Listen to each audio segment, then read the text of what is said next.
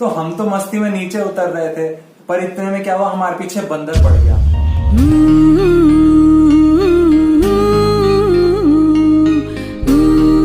चलो बुलावा आया है।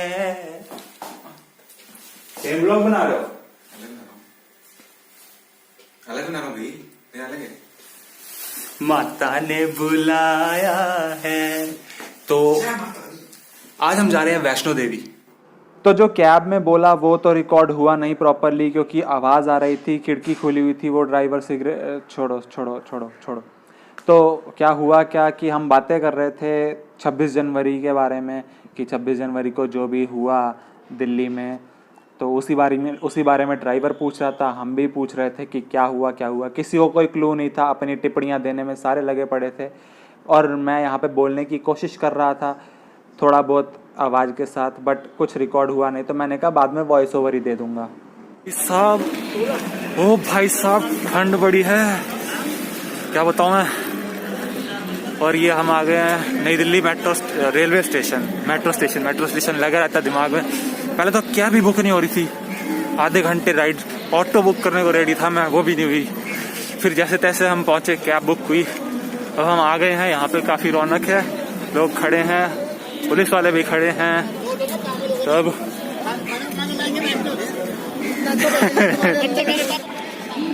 तो ये है नई दिल्ली रेलवे स्टेशन, और मेरे हाथ कांप रहे हैं ठंड के मारे। इतना तो होना नहीं चाहिए था। अब रेलवे स्टेशन पे जब हम पहुंचे यहाँ पे, तो आई वाज प्रीटी अमेज्ड। मतलब मैंने फर्स्ट टाइम देखा था ऐसा रेलवे स्टेशन, इतना साफ, neat and clean. And this was my first Vaishno Devi trip. तो इससे पहले ना सिर्फ सब्जी मंडी वाला रेलवे स्टेशन ही देखा था, वहीं पे जाते थे हम, वहां से नानी घर जाते थे। तो वहां पे टूटा हुआ फ्लोर होता था, और हर जगह गुटखा थूका होता था, और भी थोड़ा बहुत होता था। पर ये वैष्णो देवी का ब्लॉग है तो इसमें मैं बोलना नहीं चाहता वो सब। तो ये I was pretty amazed watching this. तो मैंने थोड़ा, और काफी शट इन नीट के लिए तो सब कुछ नया था।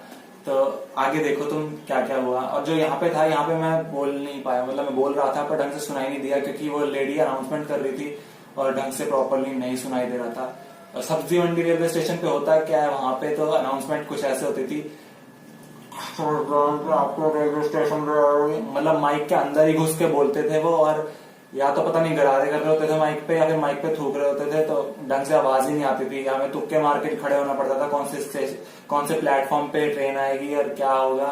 ट्रेन भी काफी बढ़िया थी, मैंने ये वाली लाइन बोली थी, मेरे को याद है। तो आगे देखिए यार, व्लॉगिंग करने दो ना, फर्स्ट टाइम बना रहा हूँ मैं। यहाँ पे एस्केलेटर भी है, देखो अपना फुद्दू, मतलब मेरा ही फुद्दू है यार यहाँ तो है। प्लेटफॉर्म, एक मिनट देखता हूँ, चलो प्लेटफॉर्म ढूंढता हूँ पहले।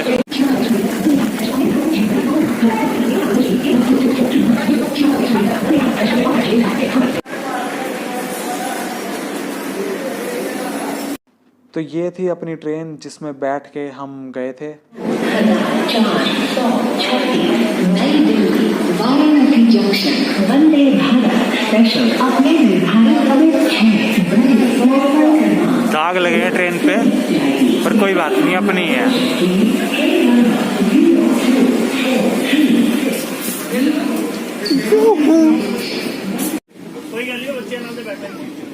चीज दिखाऊं तुमको, फुटरेस्ट, ओ माय गॉड, पोचे लगे नीचे, पोचे,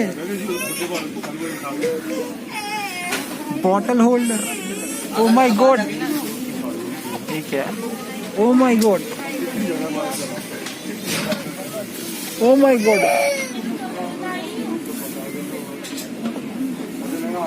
ये जापानीज टाइप का स्लाइडिंग डोर ऑटोमेटिक है भाई यार, देखो। 1 साल घर से बाहर क्या ना निकलो, दुनिया बदल जाती है भैंस की आंख।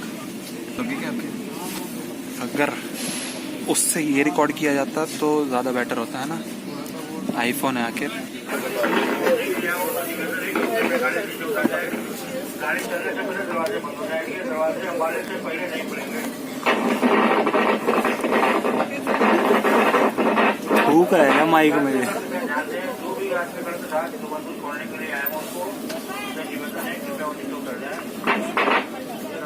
अच्छा ये कह रहा है कि कटरा जाएगी, पर हमको तो जम्मू जाना है। Time to have a good night.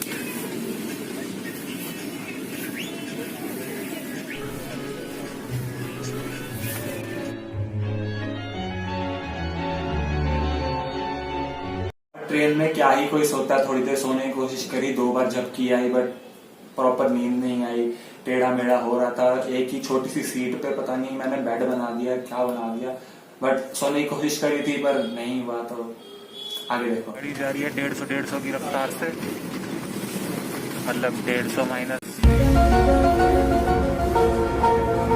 19, math में फेल। और यह है बाहर का नज़ारा। बाहर देखने के लिए तो कुछ नहीं है क्योंकि रोशनी नहीं है,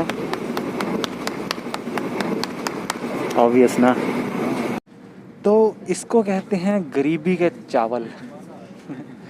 मतलब मेरे पास ईयरफोन पड़े हुए थे, मैं फिर भी नॉर्मली बोले जा रहा था, और कई जगह पे मेरे को मतलब वीडियो में आवाज़ ही नहीं है प्रॉपर, मेरे को घर जाके वॉइस ओवर देना पड़ेगा। चल रहा है ना ये।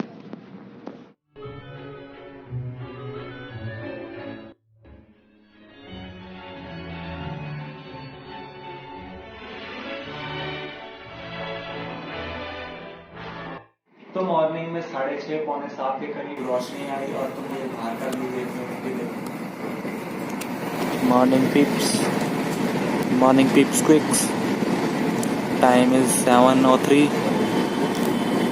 और अभी हम कहाँ पे पहुँचे हैं, अभी पता नहीं कहाँ पहुँचे हैं। ये टावर लगे हैं बस बिजली के। तो यहाँ हर जगह एलगी ही एलगी है और उसमें पेड़ लगे पड़े हैं, बिजली के खंभे लगे पड़े हैं। क्या? अच्छा खेत है। अच्छा हाँ, तो एलगी नहीं है, ये खेत हैं सारे और पेड़ लगे पड़े हैं उसमें।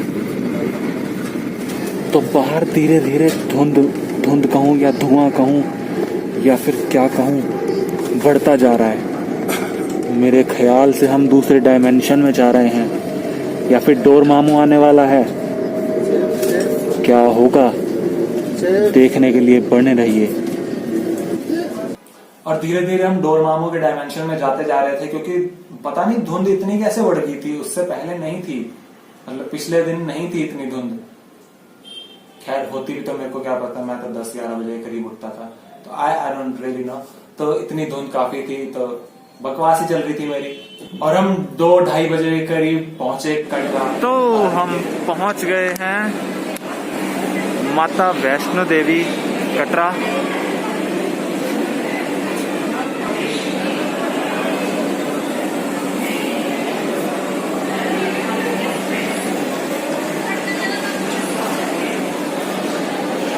यहाँ लोगों का जमावड़ा लगा पड़ा है, सबने दर्शन करने हैं, हम भी दर्शन करने आए हैं।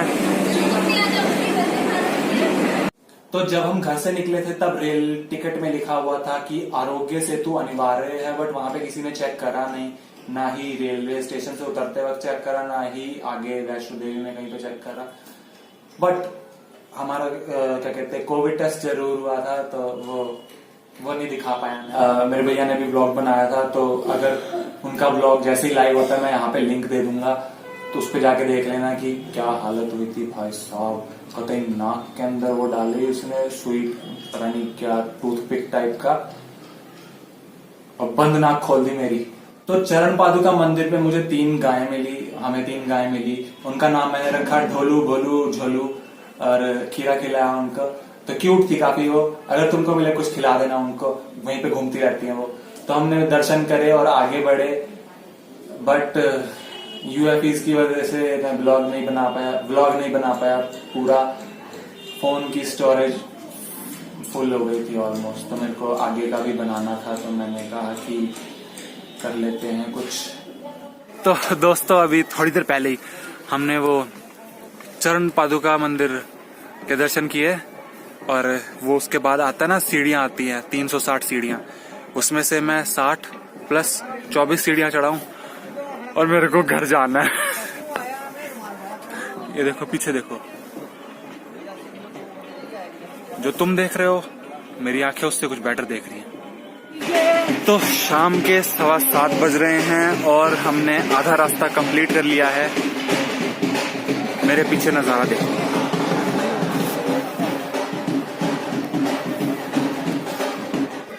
पूरी ट्रिप में मेरे को ये नहीं समझ आया 1/525 0/957 ऐसे मतलब नंबर लिखे पड़े हैं। मतलब क्या 0/900 0 एनीथिंग एग्जिस्ट ही नहीं करता। क्या है ये? एक पल को तो मैंने सोचा था कि 525 में से एक पार्ट हमने कवर कर लिया है और ये सोच के मेरी हालत खराब होगी। अब हम जैसे जैसे ऊपर पहुंचते जा रहे थे तो धीरे धीरे सुनसान होता जा रहा था रास्ता। काफी टाइम के बाद एक वेव आती, जय माता दी करके लोग आते, फिर सुनसान हो जाता। और रात को बंदर भी इतने नहीं थे। बट अब यहाँ पे मेरा ब्लॉग खत्म हो चुका, मतलब मैंने इसके आगे नहीं बनाया था क्योंकि फोन की स्टोरेज पूरी भर गई थी। मेरे पास सिर्फ फोटो खींचने का ही स्पेस था फोन में, जो कि मैंने ऐप डिलीट करके बनाया था स्पेस। नहीं तो वो मैसेज आ रहा था, फ्लोटिंग मैसेज कि आपका फोन की स्टोरेज भर गई है, आपका फोन ढंग से नहीं चलेगा, हमारी कोई गलती नहीं होगी भी।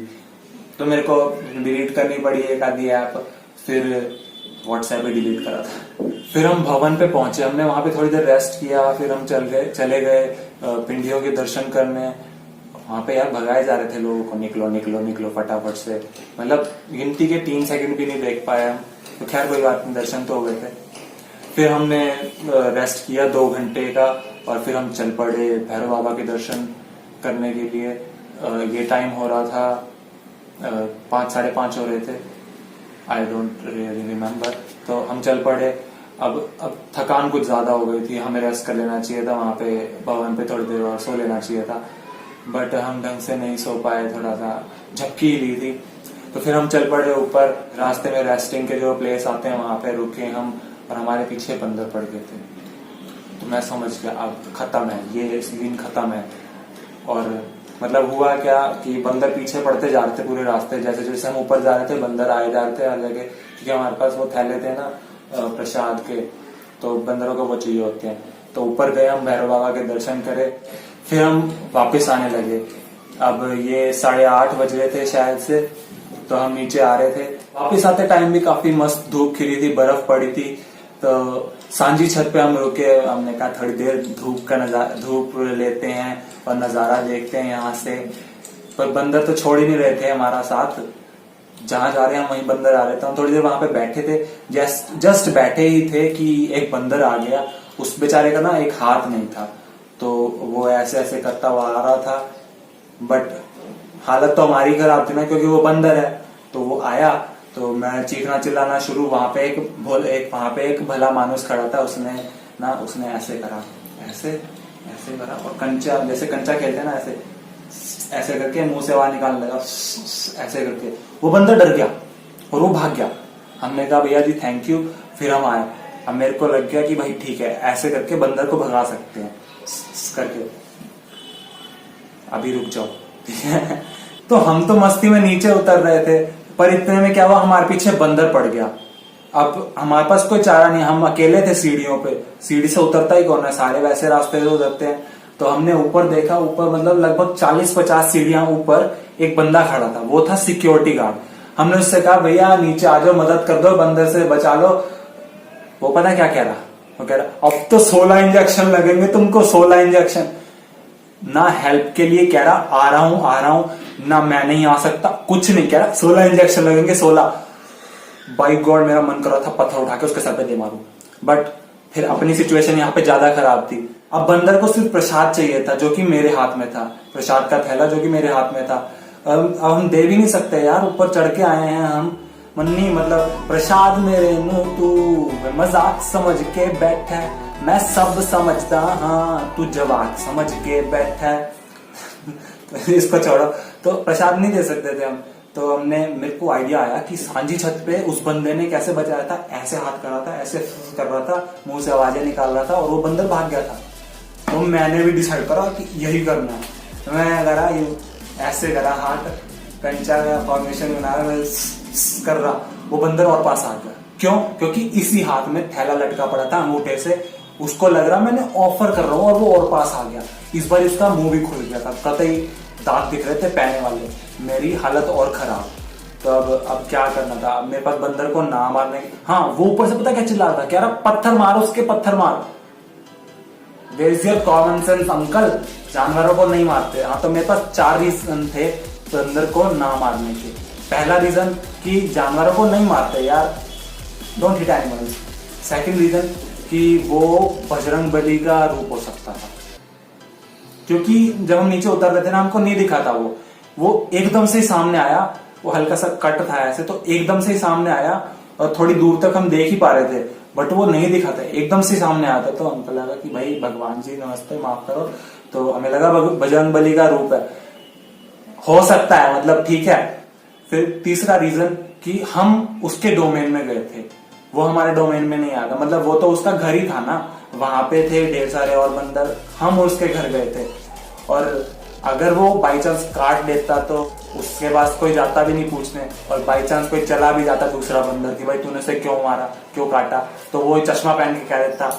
पहली बात तो ये, हमने इसको बुलाया नहीं, ये खुद आया हमारे पास कैमरा लेके व्लॉग बनाने। तो क्या, तो और चौथा रीजन कि वो काट लेता तो यार 14 इंजेक्शन लगते, 14 पता नहीं 16, आई डोंट रियली नो। तो अब हमें सिचुएशन से निकलना था। तो भैया ने क्या करा, भैया ने इतना मोटा पत्थर उठाया और नहीं मारा, नहीं बंदर को नहीं मारा, जमीन पे देके मारा पट, और जो जोर से आवाज आई ना, इस बैटरी सेवर के ऑन होने की आवाज से बेकार थी, मतलब अच्छी थी। वो पट की आवाज आई और वो बंदर डर के मारे भाग गया। तो हम उतरे, वहां से निकले। अब हम कटरा तक आए रिक्शा में बैठ के, फिर हम वहां से रिक्शा लिया, आगे वहां गए रेलवे स्टेशन, वहां जाके जो सुकून की हमने सांस ली, फिर हमने जो फोटो खिंचाई, और फिर ट्रेन में सफर हमने फिनिश किया लगभग, क्योंकि 13-12 घंटे 11 घंटे 9 घंटे की ट्रेन थी शायद से। तो इस ब्लॉग को मैं खत्म करता हूँ यहीं पे। इतना सा ही था, छोटा सा ब्लॉग, आई डोंट नो छोटा है बड़ा है, एडिटिंग के बाद पता लगेगा। तो सब if you love please leave a like, सब इफ यू लव मतलब जनरली नहीं कह रहा, क्या तुमने कभी प्यार किया है तो सब्सक्राइब कर देना, ये नहीं कह रहा, मैं कह रहा हूँ अगर वीडियो अच्छी लगी हो, पसंद आई हो तो सब्सक्राइब भी कर देना, लाइक और शेयर तो कर देना, और बाय बाय।